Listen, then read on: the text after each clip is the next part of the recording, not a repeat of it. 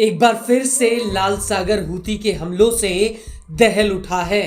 Israel से लेकर लाल सागर तक में हूती के हमलों की वजह से हाहाकार मचा हुआ है। हूती ने डंके की चोट पर ऐलान कर दिया कि जब तक गाजा में जंग नहीं रुकती तब तक वो 1 इंच भी पीछे नहीं हटेगा। और यही वजह है कि हूती ने कब्जे वाले फिलिस्तीन की तरफ जाने वाले समुद्री रूट को पूरी तरह से ठप कर दिया है।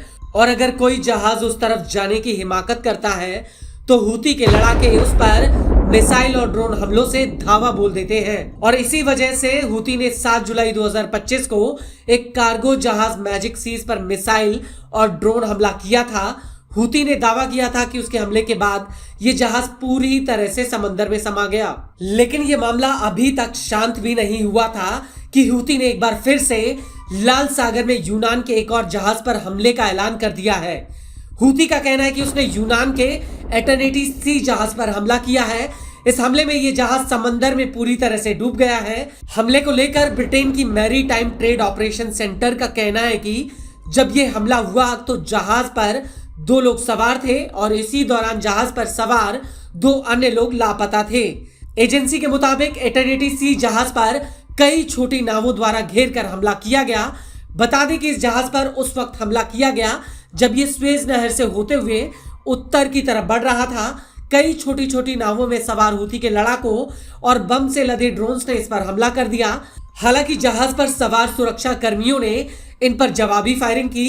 आपको बता दें कि दुनिया भर की शिपिंग कंपनियों के लिए हूती एक बहुत बड़ी चुनौती बन गया है, जिससे पार पाना फिलहाल किसी के बस में नहीं है। और सबसे हैरान करने वाली बात यह है कि अमेरिका के हमलों के बावजूद हूती ने नवंबर 2023 और जनवरी 2025 के बीच 100 से ज्यादा मर्चेंट जहाजों पर मिसाइल और ड्रोन हमले किए हैं।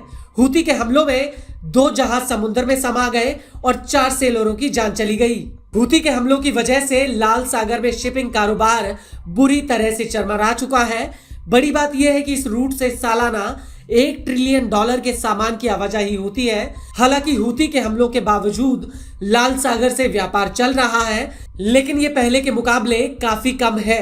मार्च 2025 के बीच में हूती ने लाल सागर में हमले रोक दिए थे क्योंकि गाजा के भीतर अस्थायी युद्ध विराम लागू हुआ था। लेकिन गाजा में लड़ाई फिर से शुरू होने के बाद से हूती ने एक बार फिर से लाल सागर को दहलाना शुरू कर दिया।